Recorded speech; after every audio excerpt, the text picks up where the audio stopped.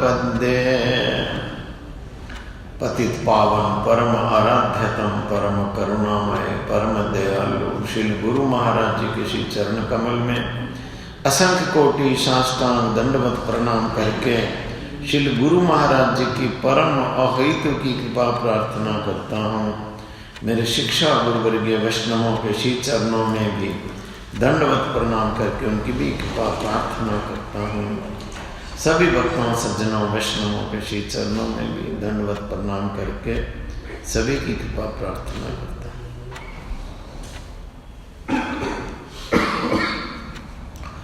निगम कल्पतरोर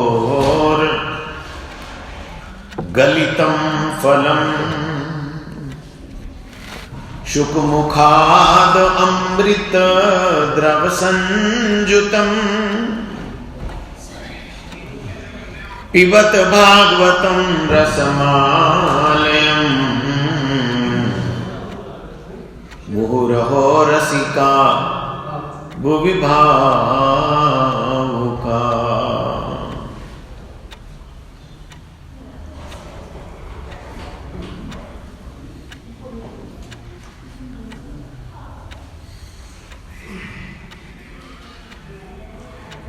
भगवान की भक्ति से विहीन, भगवान की भक्ति के बिना जो भी कुछ अनुष्ठान किया जाता है, यज्ञ हो और हो, हवन हो और कोई भी अनुष्ठान जब भगवान की भक्ति के बिना किया जाता है, उसका करने वाले का अपना स्वार्थ ही होता है। अपना स्वार्थ सिद्धि के लिए वो कोई ना कोई करता है। अगर भगवान की भक्ति से युक्त होगा तो वो तो भगवान की प्रसन्नता के लिए करेगा, भगवान की खुशी के लिए करेगा, भगवान जिससे प्रसन्न हो जाए। ग्वाल बाल यज्ञशाला में उपस्थित होकर याज्ञिक ब्राह्मणों को देख रहे थे। वो घी, चरु, बहुत प्रकार की सामग्री एकदम हवन कुंड में डाल रहे हैं। तब देख रहे तो बड़ी बड़ी सामग्री डाल रहे हैं, बड़ा बड़ा घी डाल रहे हैं, बहुत कुछ डाल रहे हैं। अतः ये इनका दिल भी ऐसा ही होगा। ग्वाल बालों ने सोचा जिस परिमाण में ये सब कुछ डाल रहे हैं, इनका दिल भी ऐसा ही खुला होगा। उन सभी ने याज्ञिक ब्राह्मणों के सामने जाकर पहले उनको जमीन पर गिरकर प्रणाम किया। गए जाके पहले प्रणाम किया, फिर हाथ जोड़कर उनके पास प्रार्थना करने के लिए खड़े हो गए। हाथ जोड़े, प्रार्थना की। जब ब्राह्मणों का मंत्र पाठ समाप्त हुआ तो उनसे बात करने का कुछ अवसर प्राप्त हुआ। वो मंत्र जाप कर रहे थे, स्वाहा स्वाहा कर रहे थे। जब थोड़ा सा विराम आया तब उन्होंने देखा भी बात कर सकते हैं, तो उन्होंने बात की ब्राह्मणों से। विनम्र भाव से बोले, हे ब्राह्मणों, हम आपके चरणों में प्रणाम करते हैं। आपका जो यज्ञ अनुष्ठान है ये मंगलमय हो, बढ़िया हो जाए, ये आपका ये पूरा हो जाए, आपसे हमारी प्रार्थना है। आप सभी कृपा पूर्वक हमारा निवेदन सुने। हम सभी नंदनंदन श्री कृष्ण के आदेश से उनके बड़े भैया श्री बलदेव जी के द्वारा प्रेरित होकर आपके पास में आए हैं। उन दोनों ने हमको भेजा है। श्री कृष्ण बलदेव आज गोचारण करते करते आपके अति निकटवर्ती स्थान में उपस्थित हुए हैं। आज वो जब आए गाय चराते चराते, जहां जब आप यज्ञ कर रहे हैं पास ही में वो आज गाय चराते चराते पहुंच गए और दूर से आए ना।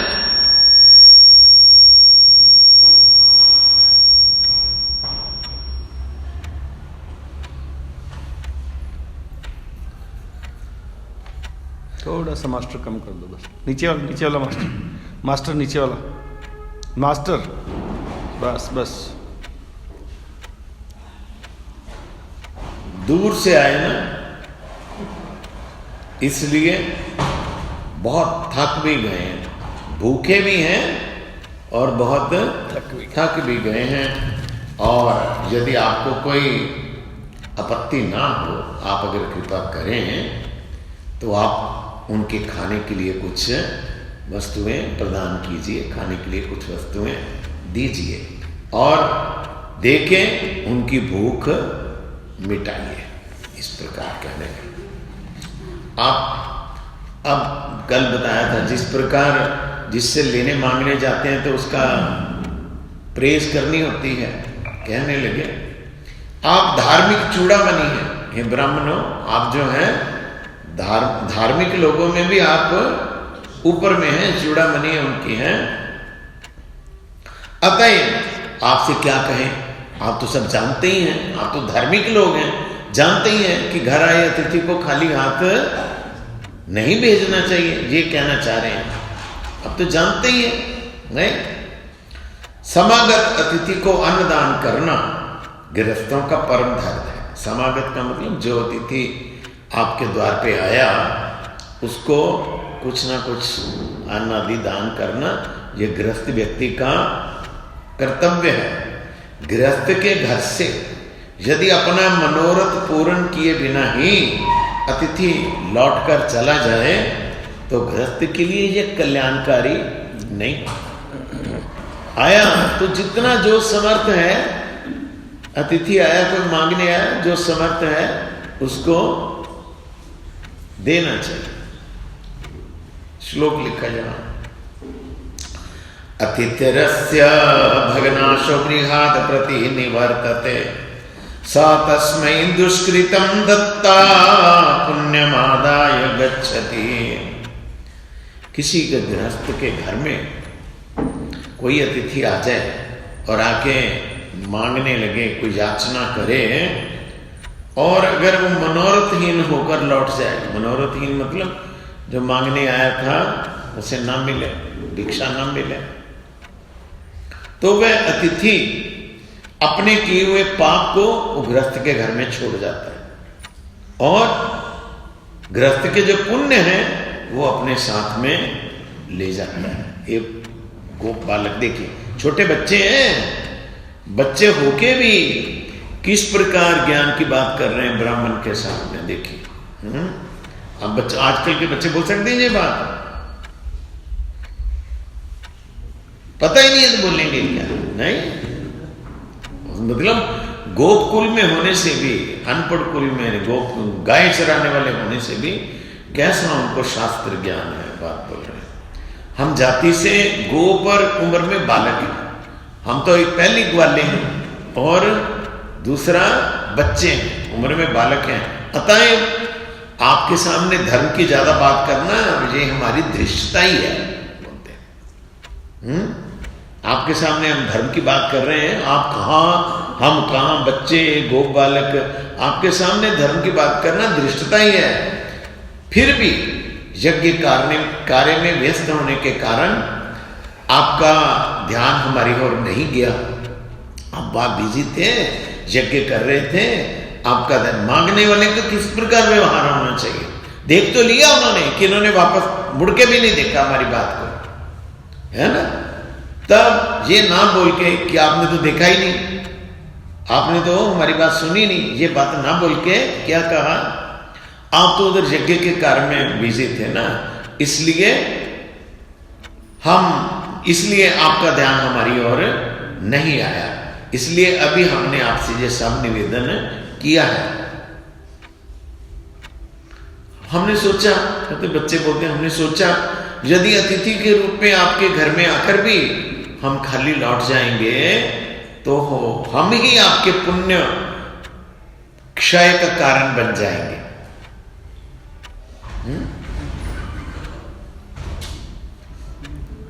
है क्या इसका मतलब?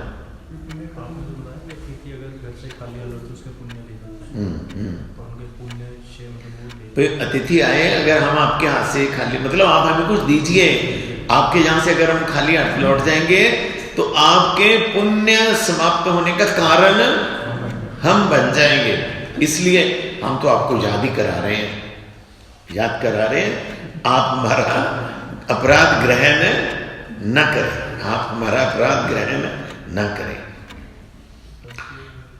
बहुत कितना बढ़िया तरीका ना बात करने का।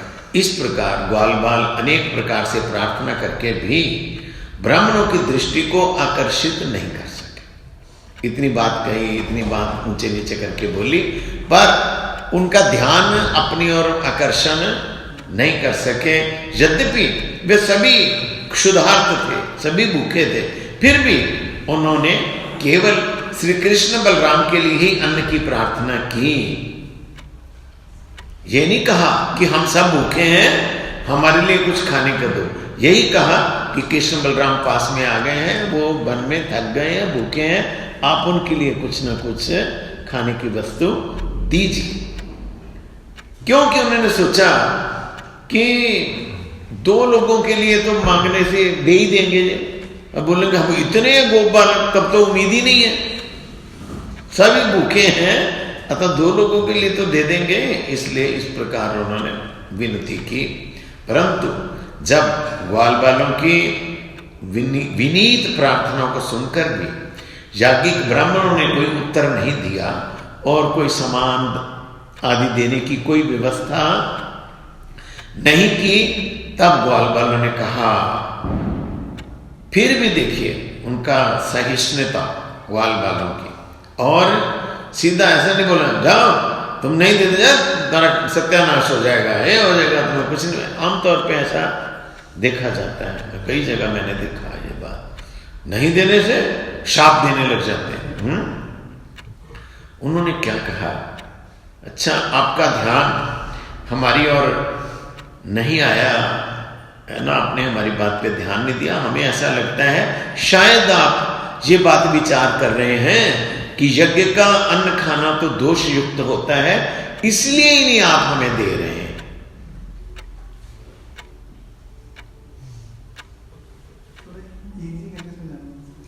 चेंज क्या करना है इसमें? उन्होंने कहा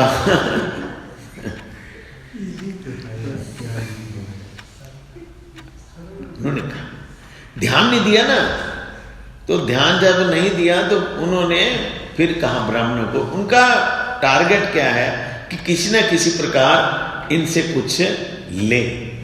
तब सीधा उनको अगर ऐसा बोल सकते, आपका तो धर्म में रुचि नहीं है कोई, आपको इतनी धर्म की बात बताई, हम जा रहे हैं आपके यहां से, आपने ध्यान नहीं दिया। मैं ऐसा नहीं बोल, ऐसा ना बोल के क्या बोला, उन्होंने कहा कि शायद आप हमारी ओर नहीं देख रहे हैं, हमारा आपका ध्यान हमारी तरफ नहीं आ रहा है।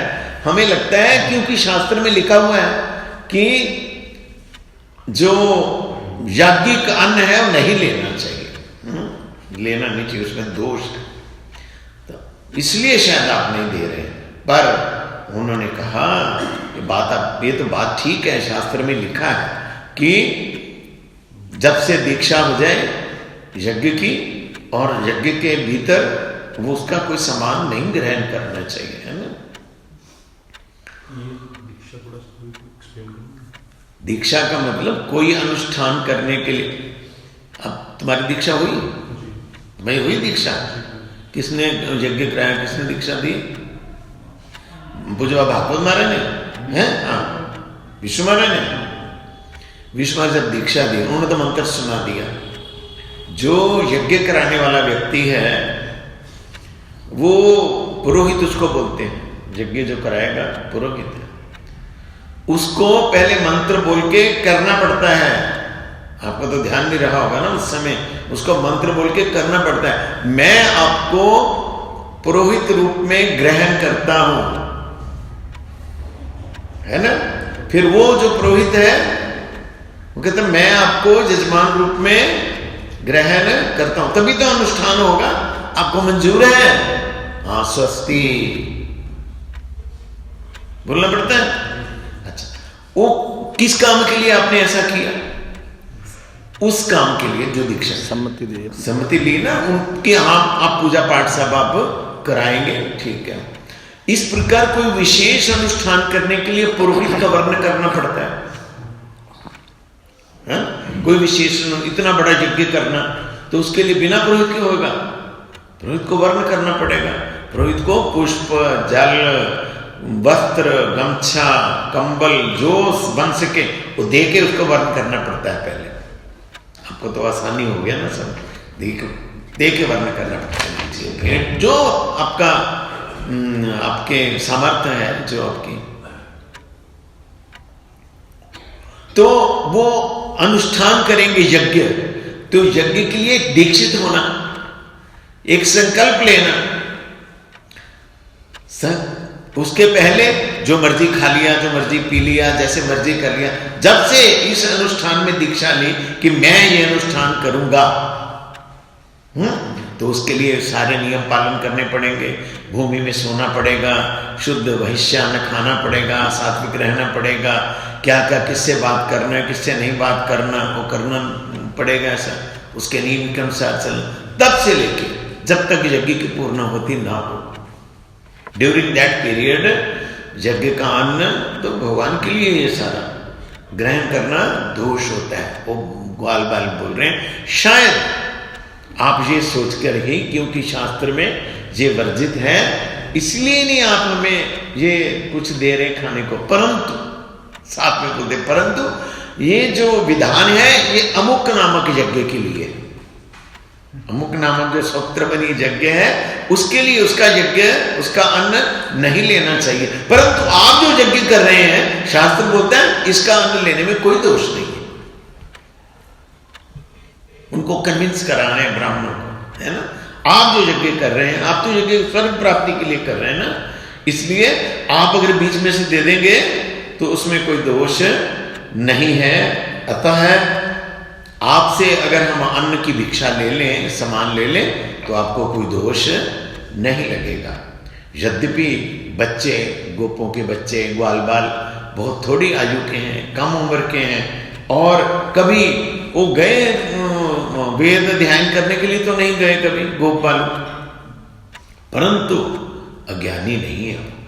आवश्यकता होने पर वे सभी शास्त्रों की समालोचना और उपदेश प्रदान कर सकते होते हैं। इस प्रकार भगवान के जो धाम के लोग हैं सब शास्त्रविद होते हैं, सब जानते हैं, क्योंकि वे सभी श्री कृष्ण के नित्य पार्षद, सिद्ध पार्षद और भक्त चूड़ामणि है।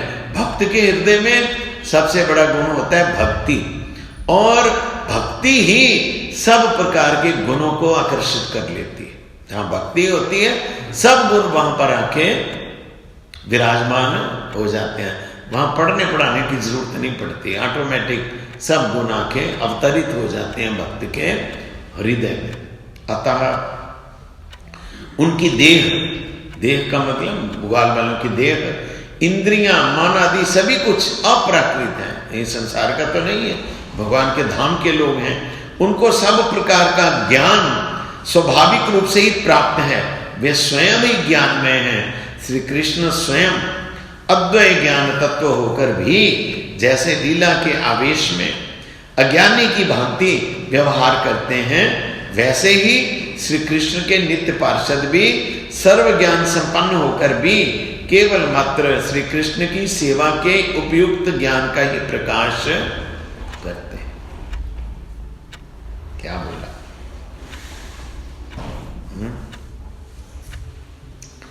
नहीं समझ में आया ना? उन्होंने कहा भगवान होते हैं अद्वय ज्ञान तत्व। अद्वय ज्ञान के तत्व का मतलब होता है भगवान जिस प्रकार ज्ञानी है उनके बराबर ज्ञान और किसी को नहीं। ठीक है, सभी प्रकार का ज्ञान भगवान के पास है, ज्ञान की खान है भगवान। इस प्रकार उनके जो पार्षद हैं, उनके जो भक्त हैं, उन्हें भी सभी प्रकार का ज्ञान प्राप्त है। समझ गए बात को? उनके जो भक्त हैं उनको भी सभी प्रकार का ज्ञान प्राप्त है, परंतु भक्त जहां पर जितने ज्ञान की आवश्यकता है उतना ही बोलता है। अपने ज्ञान का बाहर में वो प्रदर्शन करके अभिमान शो नहीं करता है। उन्होंने ज्ञानी होने पे भी सब कुछ जानते हुए भी उनको उपदेश नहीं दिया ब्राह्मणों को। उनको जितना जरूरत था उतना कोट कर दिया कि ये बात तो ठीक ही है, इस यज्ञ का नहीं लेना चाहिए, परंतु आप जो यज्ञ कर रहे हैं इसको तो ले ही सकते हैं, इसको लेने से कोई दोष नहीं है। ये बात बोलते हैं।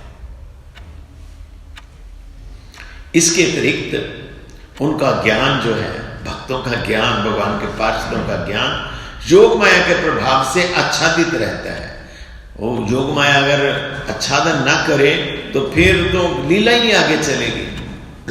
ग्वाल बाल श्री कृष्ण की सेवा के लिए ही वो सामान की भिक्षा मांगने आए थे, इसलिए वो वैदिक यज्ञ के विषय में वर्णन करने लगे, जो सुना बोलने लगे। इस प्रकार ग्वाल बालों ने दीनता से, विनय से, सदाचार, धर्म और वेद वाक्यों का प्रमाण प्रस्तुत करके विविध प्रकार से याज्ञिक ब्राह्मणों से अन्न की भिक्षा के लिए प्रार्थना की। उन्होंने सारे हथकंडे अपना लिए, अपने दीनता से बोला, विनम्रता से बोला, सदाचार संपन्न होके बोला, धर्म और वेद वाक्यों का प्रमाण दिया कि आप हमें अवश्य कुछ न कुछ दीजिए। प्रार्थना की।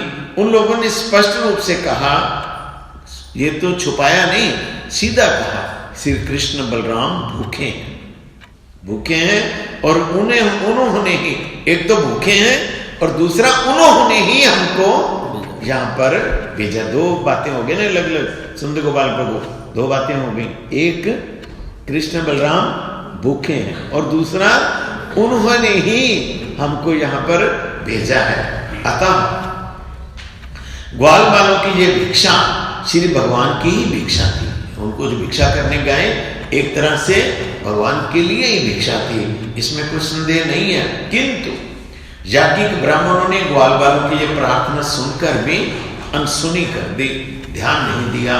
वे जैसे यज्ञ अनुष्ठान में संलग्न थे वैसे ही लगे रहे। वो जो यज्ञ आदि कर रहे थे, जो आहुतियां आदि दे रहे थे हवन कुंडों में, वो उसी प्रकार आहुतियां देते रहे।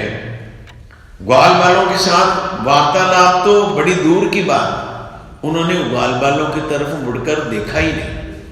वो बोलते रहे परंतु उन्होंने ध्यान अपना यज्ञ से हटा के वापस ग्वाल बालों की तरफ नहीं किया, वो अपना ही काम करते रहे, देखा तक नहीं। जो यहां कमेंट किया गया है, जो क्षुद्र फल की आशा से वृहद कर्मानुष्ठान करते हैं और अल्प बुद्धि होकर भी अपने को बुद्धिमान समझते हैं, उनके काम में और व्यवहार में त्रुटि का होना स्वाभाविक ही है। उन्होंने कहा जो लोग शूद्र, मतलब शूद्र फल, छोटी सी किसी चीज की आशा से, तो स्वर्ग के फल की आशा से यज्ञ कर रहे थे। स्वर्ग पे छोटा है? स्वर्ग भी शूद्र ही है। स्वर्ग फल की आशा से कहते, जो इस प्रकार छोटे फल की आशा से बहुत बड़े बड़े अनुष्ठान करते हैं। अमरीश दास जी बहुत बड़े बड़े अनुष्ठान करते हैं, जो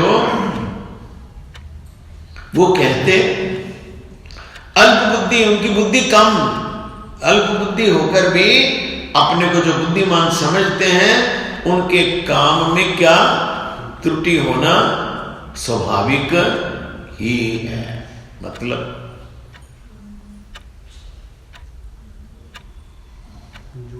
जो कार्य के लिए वो अनुष्ठान कर रहे हैं, उसमें ओवर कॉन्फिडेंट होना। यहां लिखा अल्प बुद्धि होके भी जो क्या करते हैं, हाँ ओवर कॉन्फिडेंट, मैं कर ही लूंगा। योग्यता नहीं है, इतनी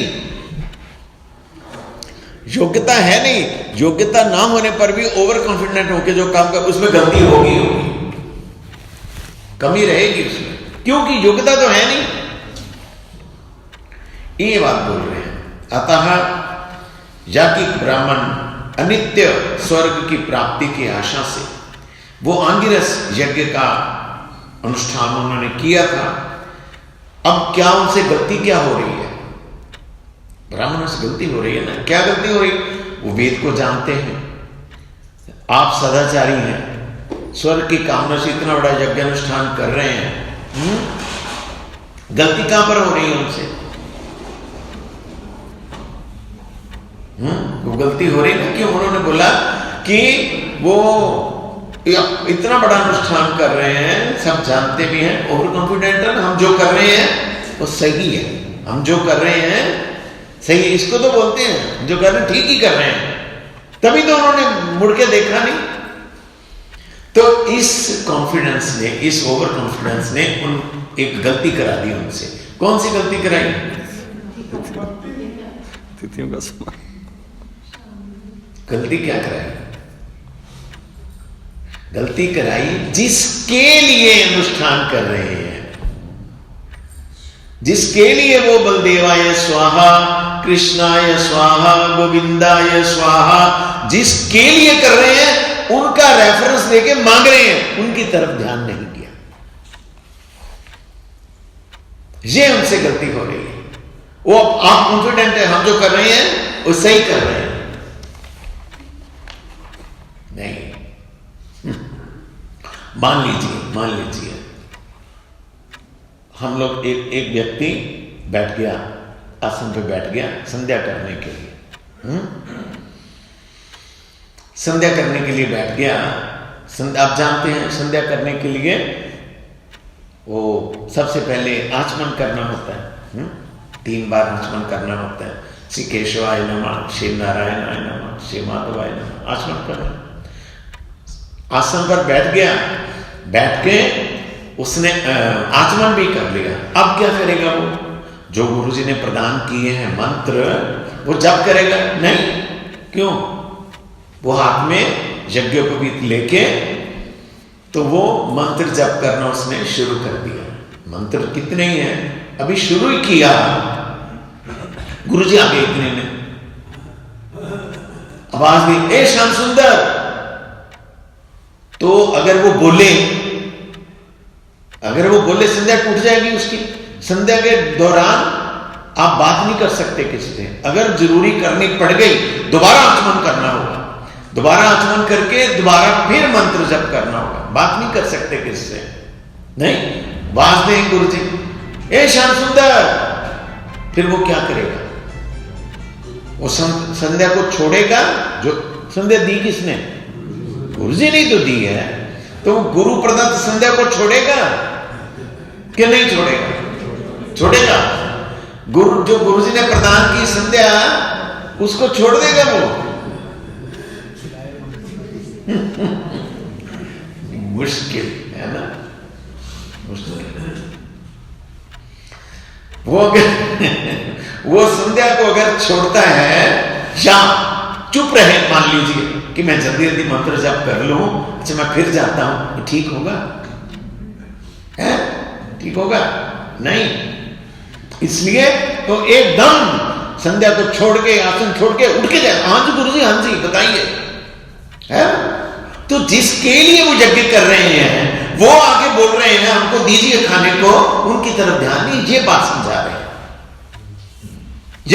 यहां गलती हो रही उनसे, उसकी तरफ उनका ध्यान, जिसके लिए गोविंदाय स्वाहा, कृष्णाय स्वाहा कर रहे हैं वो आ गए हैं पास में, उनके लिए मिठाई मांग रहे हैं, उनको ना देखे, नहीं हमारा यज्ञ नष्ट हो जाएगा। इस प्रकार ध्यान रखना। जिसके लिए गुरुजी ने मंत्र प्रदान किए, किस हमने मंत्र जप करना है किसके लिए? गुरु महाराज की प्रसन्नता के लिए है। तो गुरुजी आवाज दे रहे हैं, हम सब छोड़ देंगे, छोड़ के भाग के जाएंगे। पर गुरुजी देख लेंगे, अरे ये सब अपने आप ही बोल देंगे, अरे पहले संध्या कर लो, संध्या करने के बाद आना। अगर वो देखेंगे, अगर वो समझेंगे कि अभी जरूरत नहीं है, बाद में आ सकता है, तो देख के बोल देंगे पहले से कि उठे ना, तब तो उनकी आज्ञा हो गई ना, संध्या कर लो। अगर वो देखेंगे नहीं अभी इसको अभी उठना चाहिए, तो फिर शिष्य जो है उसी समय उठ के जाएगा, बोलेगा हाँ जी, संध्या को प्रेफर नहीं करेगा, है ना। ये क्या प्रेफर कर रहे हैं? वो यज्ञ अनुष्ठान को, ये आहुति देनी, ये आहुति देनी, ये आहुति, इसको छोड़ के वो भगवान की तरफ उनका ध्यान नहीं है। ठीक है। अच्छा, अब वो कहते हैं कि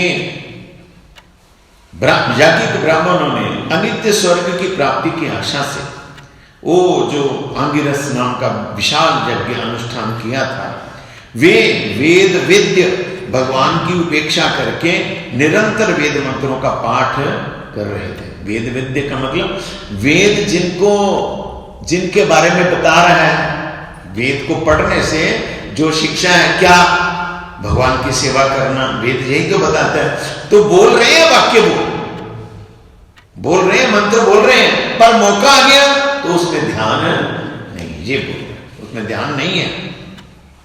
भगवान को भक्ति पूर्वक फल पुष्प आदि समर्पण से जो अक्षय फल लाभ हो जाता है, हमेशा उनको प्यार से भक्ति से पत्र पुष्प देने से ही अक्षय फल मिल जाता है।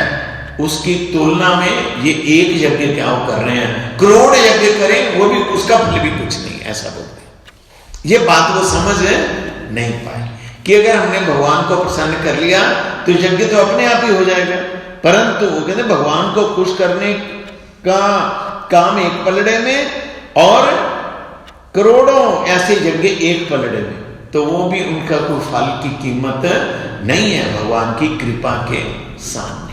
ये बात वे याज्ञिक ब्राह्मण रोज तो वह वेद पाठ करते थे, किंतु यदि वे वेदों के अर्थ के बारे में समझते तो वो समझ सकते थे कि वे स्वर्ग की प्राप्ति के लिए कामना से जिस यज्ञ का अनुष्ठान कर रहे हैं, उस यज्ञ के ये जो समान है, यज्ञ के जो आराध्य हैं, जिनकी यज्ञ के द्वारा आराधना की जाती है, और यज्ञ के जो फल प्रदान करने वाले वो तो भगवान ही है, वो तो श्री कृष्ण ही है। अतः जितना समान है सभी तो भगवान की विभूतियां हैं। इस बात को वो समझ नहीं पाए। यद्यपि वेद मंत्र उच्चारण करते हैं, परंतु उसके वेद बोलता क्या है, इस बात को समझ नहीं पाए। समझिए इस बात को। तो वेद का जो वाक्य वो बोल रहे हैं उसका एक्चुअल मीनिंग क्या है, वो उनको पता नहीं। एक्चुअल मीनिंग है, पता है, उसमें ध्यान नहीं है। वेद का जो बोल रहे हैं मंत्र, वेद को चारों वेदों का उपास्य कौन है, भगवान। उपदेश क्या है, भगवान की सेवा, भगवान की आराधना, भगवान का भजन नहीं, उसमें उनका ध्यान नहीं है। वो जो है जो बोले तोता रटता है, वो जैसे तोता रटता है, तोते को ये नहीं पता होता है कि मैं क्या बोल रहा हूं, तोते को ये नहीं पता होता है कि वो क्या बोल रहा है। वो जो अगर हरे राम भी बोल रहा है, उसको सिखाया गया है, उसको रटाया गया है, हरे बोलो, हरे राम बोलो, हरे कृष्णा बोलो, जो भी बोलता है वो, पर उसको ये नहीं पता होता है कि वो क्या बोल रहा है। इसको तोता रटंत बोलते हैं। किंतु स्वार्थ में अंधे और कर्म को ही सर्वस्व मानने वाले याज्ञिक ब्राह्मण स्वयं भगवान की नरलीला की अयाचित करुणा को जान नहीं सके। उनका कहते हैं आंखों पे पट्टी स्वार्थ की थी। क्या स्वार्थ? स्वर्ग मिल जाए, जिसके लिए हम कामना कर रहे हैं, और जो हम कर रहे हैं ये हम अच्छे से करेंगे तभी तो फल मिलेगा, ऐसा सोच रहे थे। इसलिए वो भगवान की जो इस प्रकार भगवान सामने में आके या पास में आके नर लीला कर रहे हैं, इस बात को वो समझ नहीं पाए। वाणी और मन से परे श्री भगवान माया मुग्ध जीवों को कृतार्थ करने के लिए ही मृत्यु लोक में अवतीर्ण होकर नर लीला करके अयाचित रूप से करुणा का वितरण करते हैं। किंतु मूढ़ व्यक्ति उनको सामान्य मनुष्य मानकर उनकी उपेक्षा करके उस करुणा से वंचित। भगवान कहते हैं अवतार, भगवान के जितने अवतार हैं, जितने सभी अवतारों का कारण है उनकी करुणा, उनकी दयालुता और भक्त पर कृपा। कोई अवतार ऐसा नहीं है भगवान का जो उन्होंने भक्त पर कृपा करने के लिए ना लिया। मूल उसका कारण है भक्त। भक्त के कारण ही भगवान, जितने अवतार कोई भी ले लो, भक्त के कारण ही अवतार भगवान के होते हैं। भगवान इस संसार में अवतरित हुए राक्षस मारने के लिए नहीं आते हैं। राक्षस तो जहां वो बैठे हैं वहीं से चक्र भेज देंगे, वहीं से बच जाएंगे सारे। सुदर्शन चक्र आप जाके थोड़ी चलाना पड़ता है। कई अस्त्र ऐसे हैं, तलवार है वो आप चलानी पड़ेगी, नहीं और जो अस्त्र, गदा भी ऐसे मारी जाएगी, अस्त्र तो वहीं से घुमा के भेज देना बस। उनका चक्र ही ऐसा समर्थ है, सब राक्षसों का विनाश कर सकता है। परंतु भगवान जीवों पर कृपा करने के लिए ही अवतार लेते हैं। पर कहते पर जो लोग उनको भगवान न मान के उनकी उपेक्षा करते हैं, मनुष्य समझते हैं, वो उनकी कृपा से वंचित रह जाते, उनकी कृपा को प्राप्त नहीं कर सकते। भगवान तो हम नहीं देखते हैं, नहीं समझते हैं। गुरु जी की बात समझ में आ जाएगी। गुरु महाराज क्यों आते हैं? भगवान अपनी कृपा में मूर्ति लेके ही गुरु रूप में अवतरित होते हैं। हम उनको एक ऑर्डिनरी साधारण मनुष्य समझ के इग्नोर कर देंगे तो उनकी जो वास्तविक कृपा, जो कृपा करने के लिए हम पर आए हैं, उससे हम वंचित हो जाते हैं। ये बात बोलते हैं। अच्छा, यद्यपि भगवान ये नरलीला कर रहे हैं, फिर भी कहते हैं मूढ़ व्यक्ति, गीता का श्लोक दिया कि मूढ़ व्यक्ति मुझे नहीं समझ सकता है। जिसकी मोटी बुद्धि है, मूर्ख व्यक्ति, वो मेरे बारे में नहीं समझ सकता है।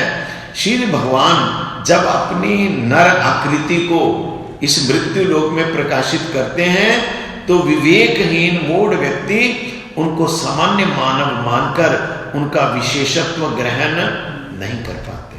भगवान जब अवतरित हुए, सबने उनको भगवान मान लिया। भगवान कृष्ण साक्षात अवतरित होने पे भी सबने उनको भगवान माना। सबने तो भगवान माना नहीं। अगर भगवान माना होता तो उनका कहने पे चलते हैं।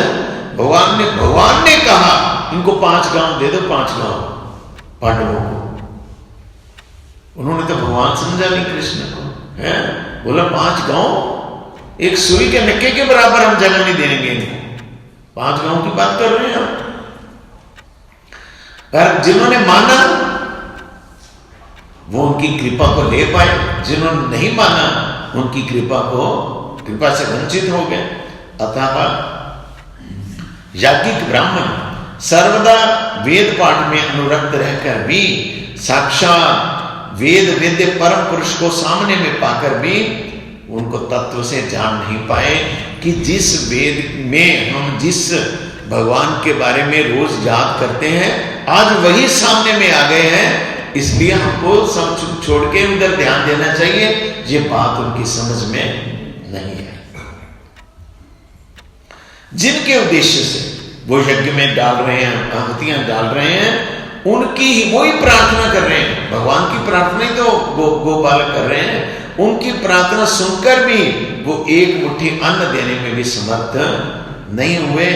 कहते हैं हे भगवान धन्य है, कहते धन्य आपकी मोहिनी शक्ति, आपकी माया शक्ति भी धन्य है। जब तक ये अपना आच्छादन रखती है कोई आपको समझ नहीं पाता है। इस प्रकार ब्राह्मणों के द्वारा उपेक्षित होकर ग्वालबाल क्या हो गया, निराश होकर फिर वापस आ गए कृष्ण और बलराम के पास। बड़े बुझे हुए चेहरे से, चेहरा लटका के, इतनी सुबह से चले थे, अब दोपहर के बाद हो गई, दोपहर हो गई, कुछ खाने को मिला नहीं। हमने नाम भी लिया कृष्ण बलराम का, मांगा भी तो भी कुछ मिला नहीं। हम जाके क्या खिलाएंगे भगवान को? इस प्रकार तब तदुपाक नरय भगवान प्रहस्य जगदीश्वर व्याजहार पुनर्गोपान दर्शन लौकिकीं गतिम। उनकी बात सुनकर संपूर्ण जगत के ईश्वर भगवान श्री कृष्ण हंसने लगे। जो आके उन्होंने सारी बात बताई भगवान को और बलराम जी को कि कुछ नहीं दिया, आपका नाम भी लिया था, कहा भी था क्या भूखे, तब भी कुछ नहीं दिया, बड़े निराश थे वो। तब भगवान ने क्या, अरे भगवान ने उनको एक संसार की रीति ये हमारे लिए है। क्या है? देखो संसार में किसी कार्य को करने के इच्छुक व्यक्तियों को कभी भी निराश नहीं होना चाहिए, कभी हौसला नहीं छोड़ना चाहिए। यदि मान लो असफलता मिली, आपने जो काम किया, जिस काम के लिए आप गए, उसमें कामयाबी नहीं मिली, भगवान को समझा रहे हैं तुम जिस काम के लिए गए थे तुम्हें उसमें सफलता नहीं मिली, तुम्हें कामयाबी नहीं मिली, तो दिल छोटा करने की जरूरत नहीं है, फिर उसमें लग जाना चाहिए। ये समझा, ये हम सबके लिए उपदेश है। उनके माध्यम से हम लोगों को समझा रहे हैं। क्या द्वारा? आप जो काम कर रहे हैं, आपने चेष्टा की, चेष्टा करके उसमें सफलता नहीं मिली तो चुपचाप करके घर बैठ जाओ, बस हो गया, अभी हमने तो बहुत कोशिश ना। उनको बोला ऐसे नहीं, निराश होते हैं। यदि ये सफलता भी मिले तो जो काम करने वाला व्यक्ति याचक है उसे निराश ना होके दोबारा फिर कोशिश करनी चाहिए। भगवान देखते हैं उसकी कोशिश को। वो जब दोबारा प्रयत्न करता है, प्रयत्न सफल किसने करना है? फल किसने देना है? हमारे कर्मों ने। कर्मण्यवाधिकारस्ते मां फलेषु कदाचन। भगवान बोल रहे कर्म करना तुम्हारा राइट है, फल देना मेरे पास है, फल मैंने देना है। तुम कोशिश करो, नहीं फल मिल रहा तो कोई बात नहीं, फल देने वाले तो वो हैं। तुम्हारी कोशिश से ही वो आकर्षित हो जाएंगे, तुम्हारी कोशिश करने से ही उनको तरस आ जाएगा। देखो ये कब का लगा हुआ है, कब से लगा हुआ है, कामयाब नहीं हो रहा है, तो कामयाबी आनी कहां से है? उनकी तरफ से आनी कामयाबी। ये बात बोलते हैं, इसलिए उनको हौसला दिया भगवान, दिल नहीं छोटा करना। क्या करो, निराश नहीं होना चाहिए और दोबारा फिर उसके लिए प्रयास करना चाहिए। माम ज्ञापयत पत्नी बयासं संकर्षणमागतम् दास्यन्ति काममन्नं वास्निग्धा मयोषिता धिया।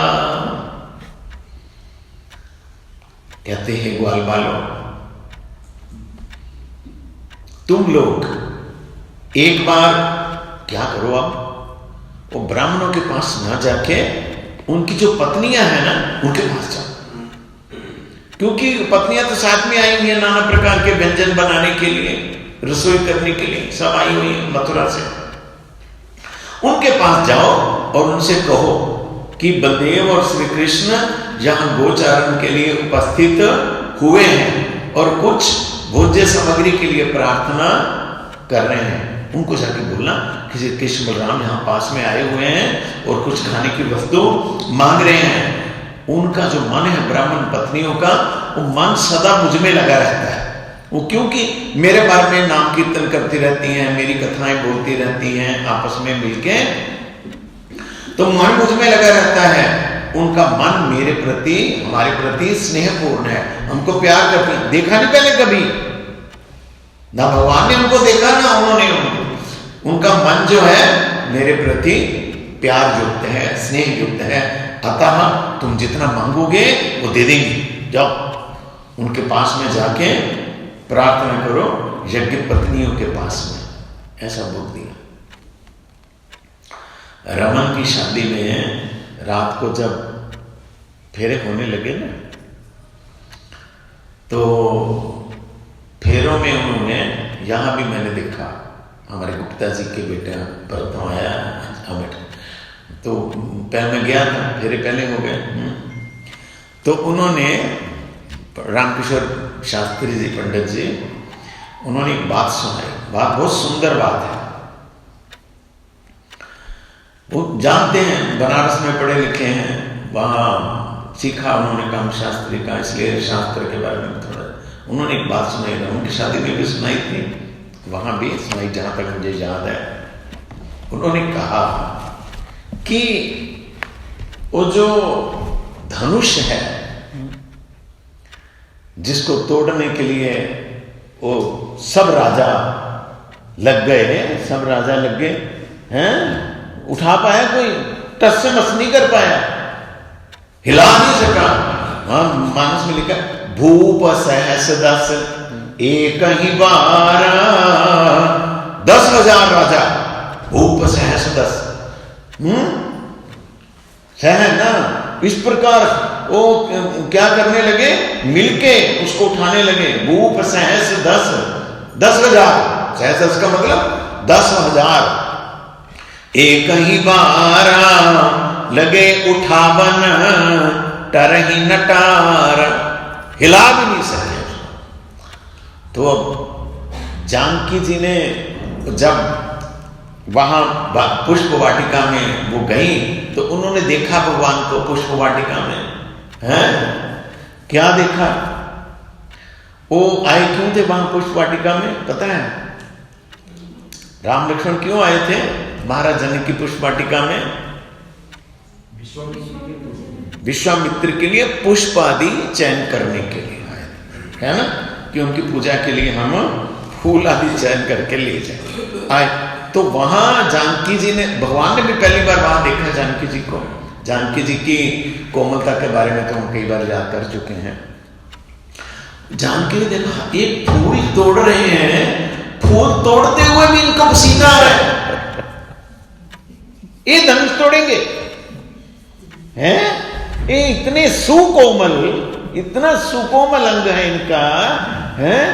नीलांबुज श्यामल कोमल अंग बोला उनके बारे में। कैसा? नीले रंग का कमल जैसे होता है, इस प्रकार इनका कोमल अंग, नीलांबुज श्यामल कोमल अंगम।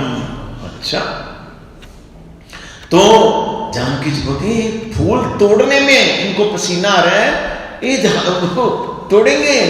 तो उनको मन ही मन में वरण तो कर चुकी है, मैं क्या करूं, क्या तरकीब लगाऊं मैं कि जिससे वो धनुष टूट जाए क्या? तब वो मन में सोच के सोचती है धनुष किसका है? शिव जी का धनुष है ना?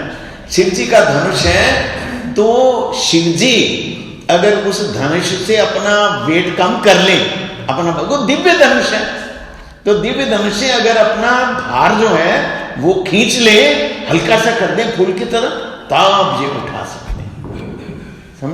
सुनाया? पता नहीं गुप्ता जी आपको याद है कि नहीं याद है? याद है? अच्छा ही है, चलो याद है। तो फिर वो कहते कि मैं क्या करूं, मैं क्या करूं? तब वो सब सखियों को लेके पूजा करने, जो वाटिका है, पुष्प बाग है जो, उसमें वो गौरा का मंदिर है, गिरिजा का मंदिर है, गौरा का गिरिजा का मंदिर है। तो वो गिरिराज किशोरी की पूजा करने जाती है वहां। जय जय जय गिरिराज किशोरी, जय महेश मुख चंद्र चकोरी कह के स्तव करती हैं गिरजा। क्यों गई वो उनके पास? इसलिए नहीं, जो बात बताने की समझो, वो इसलिए गई हैं कि मैं करती हूं प्रार्थना इनको, मैं गिरजा को प्रार्थना करती हूं। गिरजा के पति कौन है? शिव जी। उनसे बात करने से तो बात बने कि ना बने पता नहीं है। मैं क्या करूं? मैं गिरजा को, ऐसा ही कहा उन्होंने, ऐसा ही बोला कि मैं गिरजा के पास जाता हूं, जाके तब किया जय जय जय गिरिराज किशोरी, जय महेश मुख चंद्र चकोरी, जय षडवदन गजानन माता। वो सब किया कि मैं गिरजा को प्रसन्न कर लूं। गिरजा को प्रसन्न करने का मतलब ये अपने आप शिव जी को बोलेंगी, भाई बच्ची आई है बेचारी है, वो मांग रही है, आप अपने धनुष से जो वेट है कम करो, हटा लो। इनके बोलने से क्या होगा? धनुष का वेट कम हो। जब पूजा की तो वहां पर वर्णन है मानस में, वो गिरजा जब स्तव किया ना तो उन्होंने आशीर्वाद दिया। वहां गिरजा ने, पार्वती ने आशीर्वाद दिया। ये मानस की सिद्ध चौपाई है जो उन्होंने कहा, ये चौपाई जिसको आ जाती है उसके हर काम में सफलता होती है। उन्होंने क्या बोला? 7 चौपाई हैं सिद्ध ऐसी, उसमें से एक ये है। क्या है?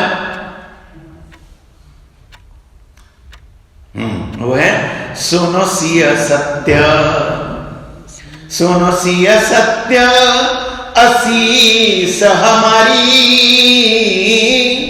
सुनो सिया सत्य असीस हमारी, पूजनी मन कामना तुम्हारी। हमारी ये आशीष है, आशीर्वाद है, तुम्हारी मनोरथ मन कामना पूरी हो जाएगी। ना उन्होंने कुछ बोला, बिना बोले उन्होंने सब कुछ कह दिया जानकी जी ने, और बिना सुने सब कुछ उन्होंने आशीर्वाद दे दिया। इसलिए उन्होंने क्या किया? अप्रोच किसको किया? पार्वती जी को। इसलिए भगवान बोलते हैं क्या करो, ब्राह्मण तुम ब्राह्मणी के पास जाओ, सीधा तुम्हारा काम नहीं बना तो हौसला छोड़ने की जरूरत नहीं है, दोबारा जाओ, देखना, फिर देखना वो मुझे प्यार करती हैं, ब्राह्मण पत्नियों के पास जाओ, उनके पास में जाके मांगो, फिर क्या आगे होता है कल फिर चलेंगे। वांछाकल्पतरुभ्यश्च कृपा सिंधुभ्यश्च पतितानां पावनेभ्यो वैष्णवेभ्यो